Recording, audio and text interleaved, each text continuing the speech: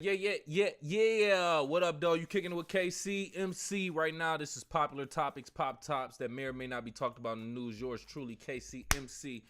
Decade experience in radio plus more. This first story, as you can see right here, it's coming from CNN.com. A final chance for survivors for the Tulsa Race Massacre to get reparations. Now, Viola Ford Fletcher, at 109 years old, vividly recalls the horrors of the 1921 Tulsa Race Massacre, including the destruction of homes, schools, and lives. She and fellow survivor Lessie Benningfield Randle have been involved in a years-long legal battle for reparation, claiming the city's complicity and ongoing impact. Despite setbacks in court, they persist in their pursuit of justice, emphasizing the importance of remembering and acknowledging the atrocities of the past. Fletcher's story, chronicled in her book, quote, "Don't Let Them Bury My Story," end quote, serves as a poignant reminder of the lasting effects of the historical trauma and the ongoing fight for accountability and restitution. We're talking about these three people behind me right here, if you don't see right here. 109, 102, 101 years old.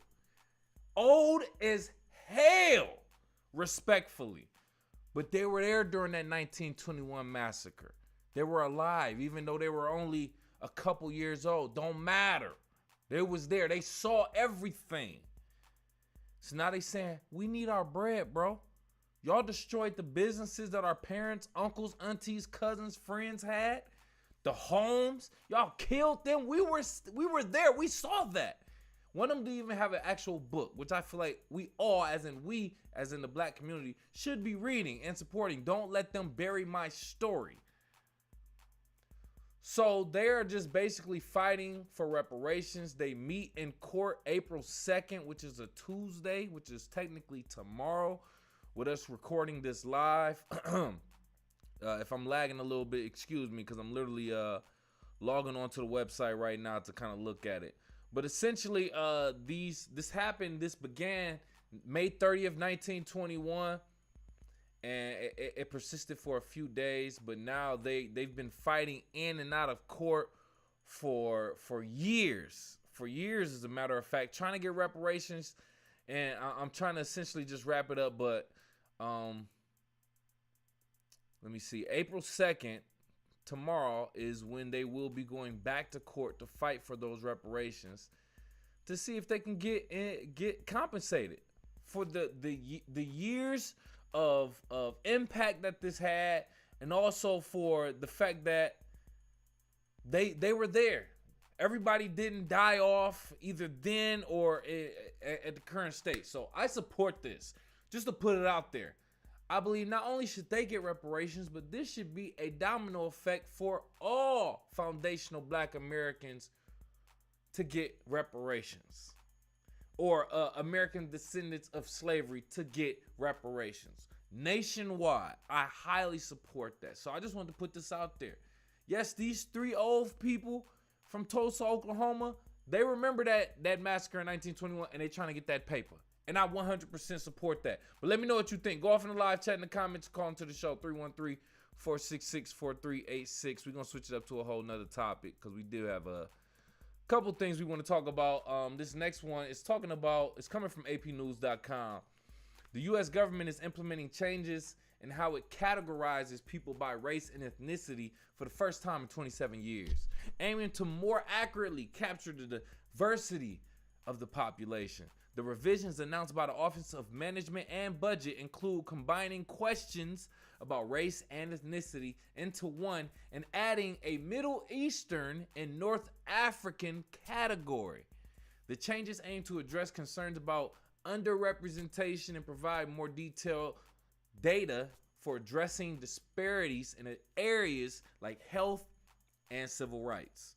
While some welcome the revisions, others, including Afro-Latinos and representatives of specific ethnic groups, have voiced concerns about potential erasure and omissions in the new categories. What they're saying is it's not specific enough. If y'all gonna do that, we might as well make it even more specific so we are all really represented. Like, y'all really canceling certain people out with these. So they're saying, let's make it a little bit more specific, essentially. And I get it. Because with this, it's like, so if y'all weren't having those as specific races and categories, that means y'all were bulking them in with other races and categories, either making that certain category look like it's getting either certain advantages, disadvantages, or whatever the case may be. Y'all essentially skewing numbers and representation. And by y'all, I mean the government. The U.S. Census Bureau is what we should be blaming this on, essentially. I feel we should be as specific as possible. But then that goes into how many people, specifically minorities or people of color, I'd rather say, actually answer the census when they arrive, feel comfortable answering those questions also, and actually know their race, specifically know their lineage. Let's get to that. So this sounds cute and cool, but you know, black people, Latino people, people of color, we usually be like, you being too nosy. Why you want to know all that when it comes to a certain degree? But I do feel like we need to be knowing what certain races, age, and certain things are living in certain populations and how things are going. Because what if you want to move to a certain population or a certain area that's heavily populated with one race? Or you want to move out of one that's heavily populated. You see what I'm saying? So I feel like we should support the census, and they should make it very, very specific when it comes to these races. Because that means for almost 30 years, if not longer, they've been putting these other races of people into possibly white or other, or just any other race they feel like putting them into, and making assumptions.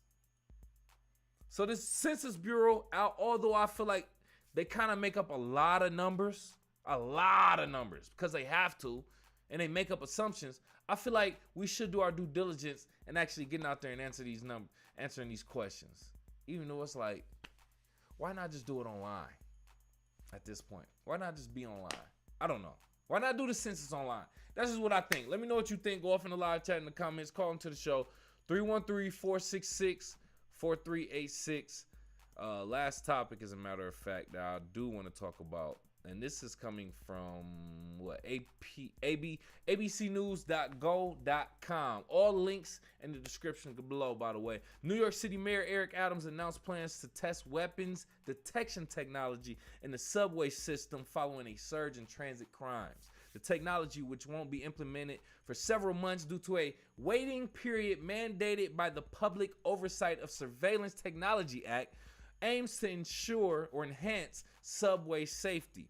The pilot program will be conducted in select subway stations to evaluate the effectiveness of the equipment. Adams emphasized the city's commitment to addressing concerns about weapons on transit systems, while also announcing the expansion of support for mental health outreach teams in the subways.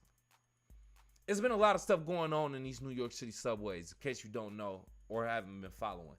But essentially, it's been people pushing people onto the subway tracks while the train is coming. It's been people getting into fights, stabbing, shootings, all types of goofy stuff. So now they're implementing these new you can see it behind me. The guy walking through is supposed to detect specifically firearms.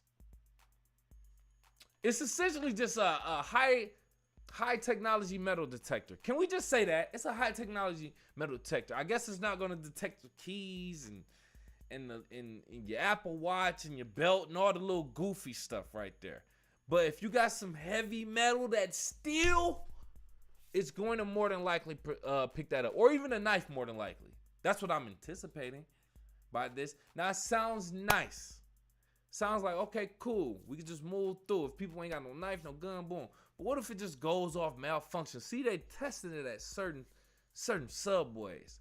Imagine you being in a rush, which I imagine that's how New York is. Everybody's in a goddamn rush. So everybody's moving through. You in a rush.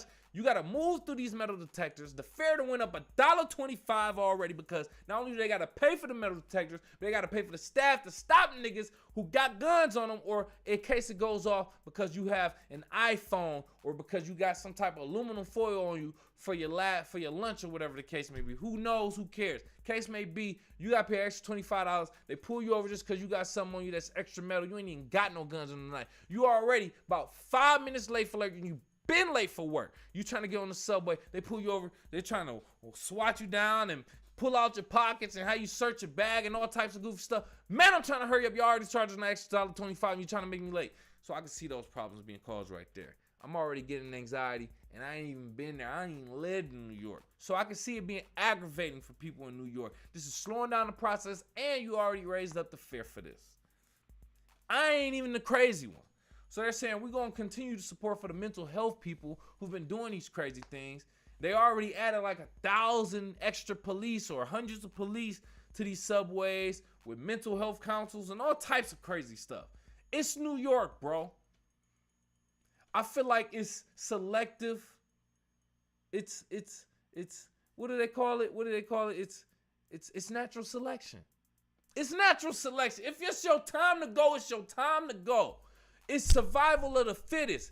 If you sitting that close to the goddamn train tracks that a nigga can push you over and you ain't able to fight back or get your ass back up there, it's kind of crazy. You too damn close to the subway, to the tracks. First and foremost, let's start there. Put up a barricade or a fence or something. Other than that, it is what it is. You got to fend for yourself, but that's just what I think. Let me know what you think. Go off in the live chat in the comments. Call into the show, 313-466-4386, man. I think that's all I have for you, man. Let me see if I got anything. Oh, you know what else? Okay. All right, so check this out. Oh, yeah. Thinking out loud. Okay, this has been on my mind. I just got to say this for you or for anybody else listening right now, whoever got to hear this. Just because people don't call you, text you as often or as frequently as you want to the point where you feel like that makes them a true friend or family member, don't mean they don't care about you or love you or think about you. Niggas is doing their own thing out here is what I'm saying. Everybody got their own thing, their own life, especially if you grown as hell with your own crib, your own job, your own responsibilities, bills. I ain't even mentioned a girlfriend, boyfriend, wife, husband, and or kid. You really deserve your own time to do your own thing, if I'm being honest. So these people, you got family members or friends who feel like you ain't real because when I ain't talk to you, ain't hit me up. Nigga, it's a two-way street. You could have hit me up too. That's just what I think, man. That's just me thinking out loud. Let me know what you think. Go off in the live chat in the comments. Call into the show, 313-466-4386. That's pretty much it for that. About to go ahead and get up out of here. Before we do that, kick it with KCMC on all social media at KIWKCMC. That's on Facebook, Twitter, Instagram, TikTok, Snapchat, all that. KIWKCMC. That's the abbreviations for Kick It with KCMC. And then show some love to my sponsor, Team Elite. They on all social media at Team Elite 313. That's TEAMELITE 313. And check out their premium casual wear, urban wear, t-shirts, sweatshirts, hoodies, tech fleece, jogger sets, varsity sets, and more. It's all on their website, teamelite313.com. Ask your mom. Appreciate you for kicking with KCMC, man. And if you got this far in the video, do me a favor, hit that like button, hit the subscribe button, hit the alert so you know when we going live. Also, donate to the show so we can grow. If you got a couple dollars, even $1, we'll take that at this point. We ain't tripping, man. Appreciate you again, man. Tell a friend and tell a friend. Links to all my stories in the description. Also, check out my single, Hands and Knees and Juice, featuring my dog, Techmatic. It's all in the link below, or just check it out on the channel, Team Elite Media. And check out Unk Talk also. Other than that, man, appreciate you for kicking it with me. We're going to do another show coming up on music, audio audit. Then we're going to do a sports show. That's coming up. You kicking it with KC.